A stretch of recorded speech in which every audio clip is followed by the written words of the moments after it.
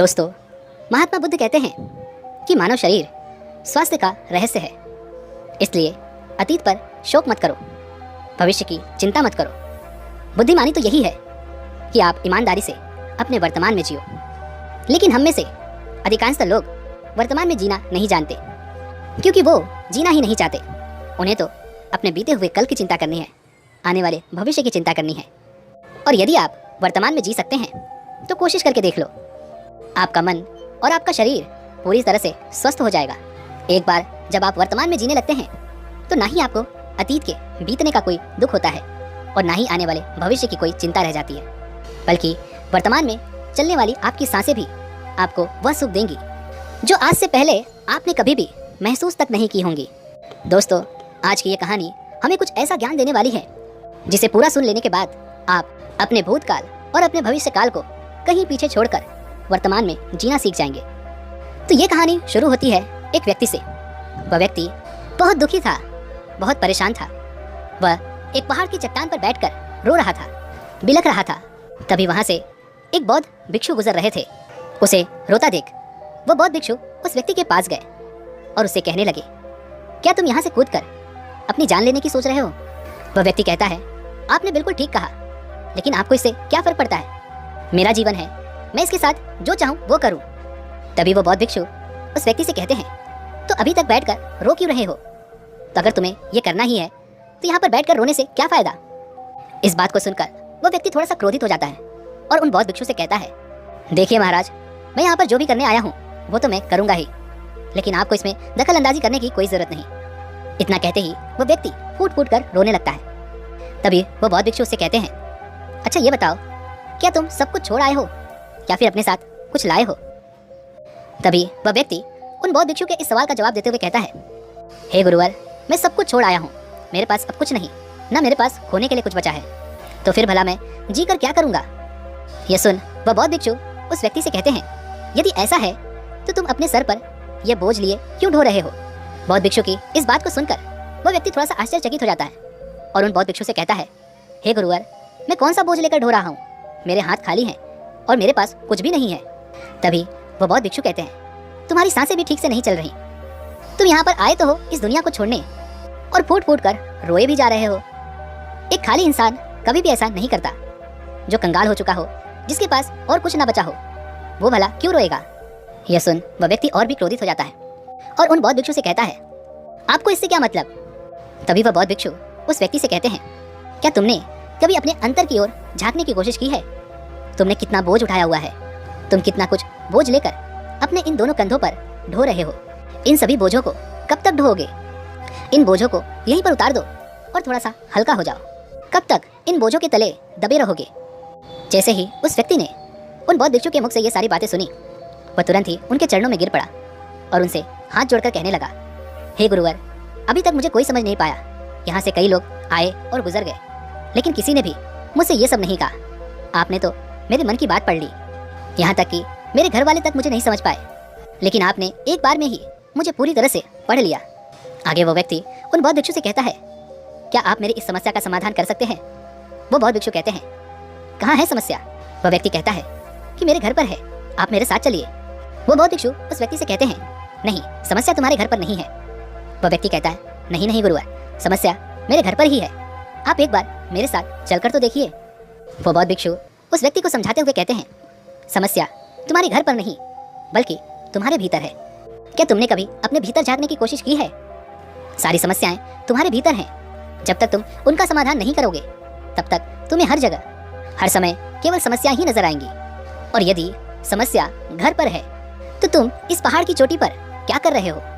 तुम तो कह रहे थे कि तुमने पीछे सब कुछ छोड़ दिया है, अपना घर, अपना परिवार, अपने सगे संबंधी। और यदि तुमने ये सारी चीजें छोड़ ही दी हैं तो तुम्हारी समस्या भी वहीं पर छूट गई। फिर तुम भला इतने परेशान क्यों हो? उन बौद्ध भिक्षु के मुख से ये सारी बातें सुनकर वह व्यक्ति कहता है, हे गुरुवर, आप सही कहते हैं, मैं आपकी बातों को समझ पा रहा हूँ। कमी तो मेरे अंदर है, मैं किसी काम का नहीं हूँ। मैं जब भी कोई काम करने जाता हूँ तो सब बिगाड़ देता हूँ। मेरे हाथों सारे काम गड़बड़ हो जाते हैं। मैंने आज तक कोई काम ढंग का नहीं किया, मेरी तो किस्मत ही खराब है। उस व्यक्ति के मुख से ये सारी बातें सुनकर बौद्ध भिक्षु मुस्कुराने लगे और उस व्यक्ति से कहा, अच्छा तुम्हें लगता है कि तुम्हारी किस्मत खराब है, तो मुझे ये बताओ कि क्या खराबी है तुम्हारी किस्मत में। तभी वह व्यक्ति उन बौद्ध भिक्षु से कहता है, हे गुरुवर, मुझे व्यापार करना था और व्यापार करने के लिए धन चाहिए था, तो मैंने अपने परिवार से थोड़ा सा धन लिया और उसी धन से मैंने अच्छा सा व्यापार खड़ा किया, लेकिन मेरा व्यापार ज़्यादा समय तक नहीं चल सका। शुरू में मेरे परिवार वालों ने मेरा पूरा साथ दिया और तब तक सब कुछ ठीक भी चल रहा था, लेकिन धीरे धीरे मुझे मेरे व्यापार में नुकसान होने लगा और यह सब देख मेरे परिवार वाले मुझसे नाराज़ हो गए और मुझसे दूर चले गए। मैं तो चाहता था कि मैं अच्छा व्यापार करूं, अच्छा धन कमाऊं, ताकि मैं अपने परिवार को संभाल सकूं, उन्हें वो हर सुख सुविधा दे सकूं जो वो चाहते हैं। मैं तो सब उन्हीं के लिए कर रहा था, लेकिन वो लोग मुझे समझ नहीं पाए और मुझे ही इसका जिम्मेदार ठहराते हैं। और मुझे भी यही लगता है कि मैंने गलत किया, क्योंकि मेरा भी एक मित्र है और उसने भी मेरे साथ में ही व्यापार शुरू किया था, लेकिन उसका देखो, उसका व्यापार बहुत अच्छा चल रहा है। वह जब भी मेरे घर आता है तो अपने अच्छे व्यापार की बातें अवश्य बताता है। वह हमेशा यह कहता रहता है कि किस तरह से उसने अपने दम पर इस व्यापार को खड़ा किया है और उसे चलाने में भी वह सक्षम है, किस तरह से उसने जी तोड़ मेहनत की और अपने व्यापार को उन ऊंचाइयों तक ले गया। यह सब सुन मेरे परिवार वाले भी मुझसे कहते हैं, देख वो तेरा मित्र है, वह अपने व्यापार को कहां से कहां ले गया और तूने तो हमारी जमा की हुई पूंजी भी गंवा दी, हमारा नुकसान करा दिया। मेरे परिवार वाले मुझसे हमेशा ये कहते रहते हैं कि तेरे बस का कुछ नहीं। इन तानों को सुन सुनकर मैं बड़ा परेशान हो चुका था, इसलिए मैंने कर्जे लिए और नया व्यापार खड़ा किया, लेकिन वहाँ पर भी मुझे मुंह की खानी पड़ी और मेरा व्यापार पूरी तरह से चौपट हो गया। अब तो हालत यहाँ तक आ चुकी है कि मेरा घर भी अब गिरवी पड़ा हुआ है। अब आप ही बताइए मैं क्या करूँ। तभी वह बौद्ध भिक्षु उस व्यक्ति से कहते हैं, अच्छा तुम्हें यह पता है कि तुम्हारा मित्र तुम्हारे पास क्यों आता था। तभी वह व्यक्ति कहता है, हाँ मुझे अच्छी तरह से पता है, वो मुझे मेरे घर वालों के सामने नीचा दिखाने आता था, मेरी बुराई करने आता था। वह ये जताने आता था कि वह मुझसे व्यापार में कई गुना अच्छा है, श्रेष्ठ है। वह चाहता है कि मैं उसकी सफलता देखकर दुखी रहूं, तड़पता रहूं और परेशान रहूं। तभी वह बौद्ध भिक्षु उस व्यक्ति से कहते हैं, क्या तुम उसके व्यापार को देखकर सच में दुखी रहते थे। वह व्यक्ति कहता है, हाँ इतना अच्छा उसने व्यापार खड़ा किया है और मेरा व्यापार चौपट हो गया, तो ये देखकर मुझे तो दुख होगा ही, मुझे तो जलन होगी ही। तभी वह बौद्ध भिक्षु उस व्यक्ति से कहते हैं, तुम्हें दुख किस बात का था, अपनी असफलता का या फिर अपनी दोस्त की सफलता का। तभी वह व्यक्ति उन बौद्ध भिक्षु से कहता है, अपने असफल होने पर मुझे इतना पछतावा नहीं था, लेकिन वह इतना सफल हो चुका था कि उसे देखकर मेरे मन में ईर्ष्या होती थी, जलन की भावना उत्पन्न होती थी और मैं यह देख कर दुखी रहता था, पछताता रहता था, तड़पता रहता था। तभी वह बौद्ध भिक्षु उस व्यक्ति से कहते हैं, इसका अर्थ तो ये हुआ यदि तुम्हारा मित्र भी असफल हो जाए तो तुम्हें खुशी होगी।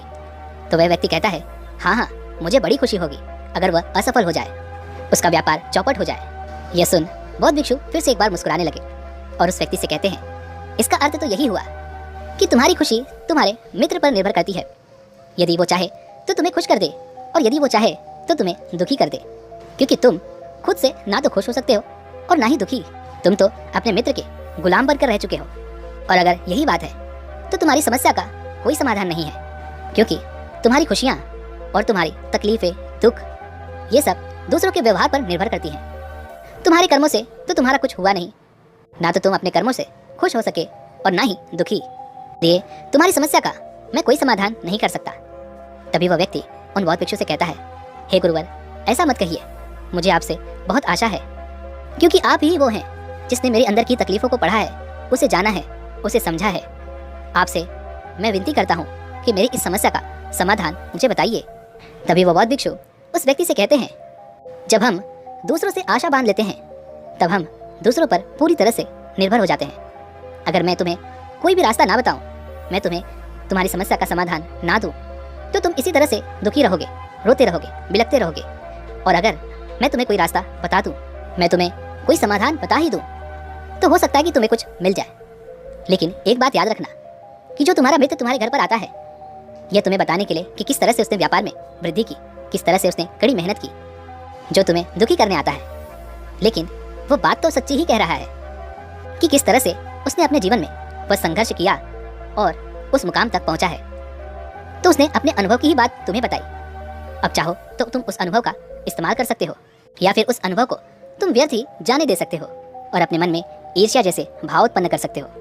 समझदारी तो इसी में है कि जब वो तुम्हें अपने अनुभव के बारे में बता रहा है कि किस तरह से उसने संघर्ष किया है अपने जीवन में अपने व्यापार को उस ऊंचाइयों तक पहुंचाने के लिए, तो तुम अपनी बुद्धि का इस्तेमाल करो और उसके अनुभव के ज्ञान का इस्तेमाल करो। तुम्हें तो खुश होना चाहिए कि तुम्हें जो अनुभव चाहिए था वो तुम्हें बिना मांगे तुम्हारे मित्र से मिल रहा है, और इस पर तो तुम्हें अपने मित्र का आभार व्यक्त करना चाहिए, क्योंकि घर बैठे बैठे तुम्हें वह अनुभव प्राप्त हो रहा है जो तुम अपने जीवन से प्राप्त नहीं कर सके। इसलिए आगे बढ़ो, संघर्ष करो, उस अनुभव का इस्तेमाल करो और हार मत मानो, क्योंकि समय की एक खूबी है, वो चाहे कैसा भी हो वो बदल जरूर जाता है। इसलिए समय चाहे जैसा भी हो, अच्छा या बुरा, दोनों का गुजरना तय है। लेकिन सबसे जरूरी यहाँ पर समझने वाली बात यह है कि इन दोनों वक्त को देखने के लिए तुम्हारा जीवित रहना आवश्यक है, और जब तुम्हारा अच्छा वक्त शुरू होगा तुम अपने संघर्ष से अपने व्यापार को खड़ा करोगे और अपने व्यापार को उन ऊंचाइयों तक ले जाओगे। तब वही तुम्हारे मित्र अपनी सफलताओं की नहीं बल्कि असफलताओं की गाथा गाएंगे, ताकि तुम उन्हीं की तरह कोई गलत निर्णय लो और तुम उन्हीं की तरह बर्बाद हो जाओ। तो यहाँ पर तुम्हें अपनी बुद्धि का इस्तेमाल करना होगा। तुम्हें उनकी बातों पर ध्यान न दे करके बल्कि अपनी बुद्धि का प्रयोग करना होगा, क्योंकि उस समय वह तुम्हें सुखी नहीं बल्कि दुखी करने आएंगे, क्योंकि उसे भी तुम्हें दुखी देखकर उतना ही मजा आएगा जितना कि तुम्हें उसे दुखी देख कर आएगा। यह सुन वह व्यक्ति उन बौद्ध भिक्षु से कहता है, हे गुरुवर, आप बिल्कुल ठीक कह रहे हो।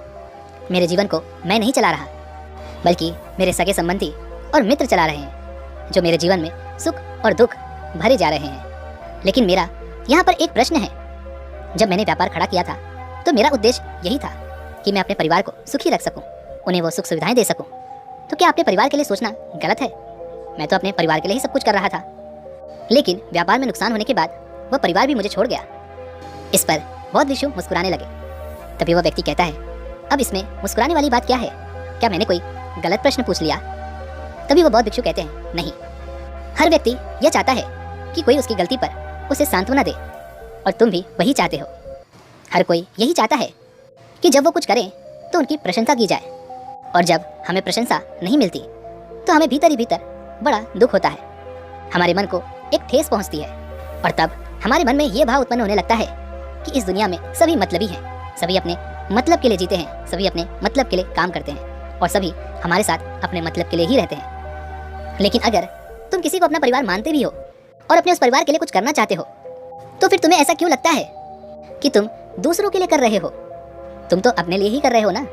अगर तुम्हें लगा कि तुम दूसरों के लिए कर रहे हो तो तुम जीवन भर दुखी ही रहोगे, और जब तुम्हें लगेगा कि तुम अपने लिए कर रहे हो तब तुम्हें एक अजीब खुशी प्राप्त होगी और तुम हमेशा खुश रहोगे। और जब तुम अपने कार्यों को बेहतर से और बेहतरीन करने में लगे रहोगे तो तुम्हें किसी की सांत्वना की भी कोई जरूरत नहीं पड़ेगी। तभी वह व्यक्ति उन बौद्ध भिक्षु से कहता है, हे गुरुवर, मुझे आपकी बात समझ में आ गई। अब तक मेरी किस्मत दूसरों के हाथों में थी, वो उसमें जैसे रंग चाहें सुख के या दुख के भर दिया करते थे। लेकिन अब से मैं अपनी किस्मत अपने हाथ में रखूंगा, और फिर चाहे ये अच्छी हो या खराब, मैं हार नहीं मानूंगा।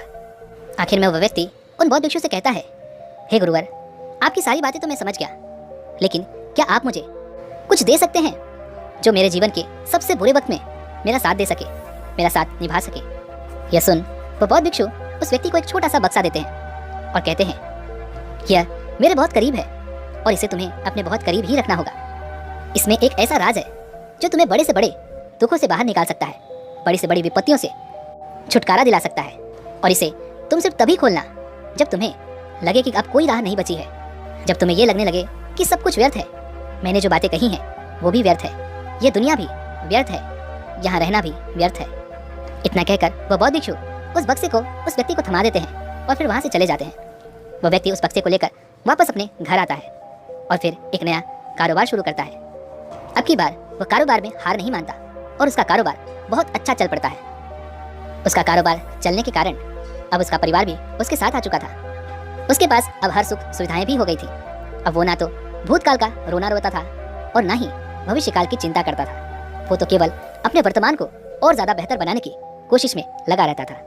लेकिन समय हमेशा बदलता रहता है। जिस तरह से बुरा समय हमेशा नहीं रहता, ठीक उसी प्रकार अच्छा समय भी हमेशा नहीं रहता। उस व्यक्ति के जीवन में एक बार फिर से अच्छा समय समाप्त हो चुका था। वह जिस राज्य में रहता था उस राज्य पर पड़ोसी राज्य ने चढ़ाई कर दी थी और पूरा राज्य तबाह कर दिया था। उसका व्यापार भी पूरी तरह से तबाह हो चुका था। वह परिवार के साथ दर दर की ठोकरें खाने लगा। उसे यहाँ से वहाँ भागना पड़ा, यहाँ तक कि उसके पास खाने पीने के लिए भी पैसे नहीं बचे थे। भूख से उसके माता पिता ने दम तोड़ दिया और वह अपनी पत्नी और छोटे भाई के दोनों बच्चों को लेकर इधर उधर भटकता रहा। वह दोनों बच्चे बीमार पड़ चुके थे और अब उसके पास उनके इलाज के लिए भी पैसे नहीं थे। तब उसे एहसास होने लगा कि यह सब व्यर्थ है, उसका यह जीवन जीना भी व्यर्थ है, यह पूरा संसार व्यर्थ है। और जो कुछ भी बातें उन भिक्षु ने मुझसे कही थी वो सभी बातें भी व्यर्थ हैं। आज मेरे पास कुछ नहीं बचा, आज मेरे पास जीने का कोई मकसद नहीं बचा। उन भिक्षु ने जो कुछ भी कहा था उन सब बातों का आज कोई मतलब नहीं रह गया। अंततः जीवन को तो समाप्त होना ही है, तो फिर जीवित रहकर भाग दौड़ करके अपने जीवन में वो ऊंचाइयां हासिल करना, वो सफलताएं हासिल करना, ये सब किस काम का? मेरा जीना भी अब मुझे व्यर्थ ही लग रहा है। अगर मैंने उसी समय हिम्मत करके इस जीवन को और अपने शरीर को त्याग दिया होता तो शायद आज मुझे यह सब नहीं देखना पड़ता। वह पूरी तरह से निराश हो चुका था, अंदर से पूरी तरह से टूट चुका था। वह यह सब सोच ही रहा था कि तभी उसकी नज़र उस बक्से पर पड़ी जो उसे उन बौद्ध भिक्षु ने दिया था। उस बक्से में एक पर्ची थी जिस पर यह लिखा था कि आपकी नई जिंदगी की शुरुआत कहीं से भी हो सकती है। आपके पास सोने का सिक्का हो ना हो, लेकिन आपके पास वो हिम्मत तो है, तो कुछ न कुछ अवश्य ही कर लेंगे। उस पर्ची को पढ़ने के बाद उस व्यक्ति के मन में एक बार आशा की फिर से वह लहर दौड़ उठी और उसने फिर से वह हिम्मत बांध ली ताकि वो अपने जीवन में फिर से उन ऊंचाइयों को हासिल कर सके। दोस्तों, उम्मीद है कि आपने आज की इस वीडियो से ज़रूर कुछ न कुछ सीखा होगा। तो इस वीडियो को लाइक और अपने दोस्तों के साथ शेयर जरूर कीजिएगा और हमें ऐसे ही सपोर्ट करने के लिए चैनल को सब्सक्राइब और घंटी बटन को जोर से दबा दीजिएगा। चलिए मिलते हैं ऐसी एक और वीडियो में, तब तक के लिए अपना ख्याल रखें। धन्यवाद।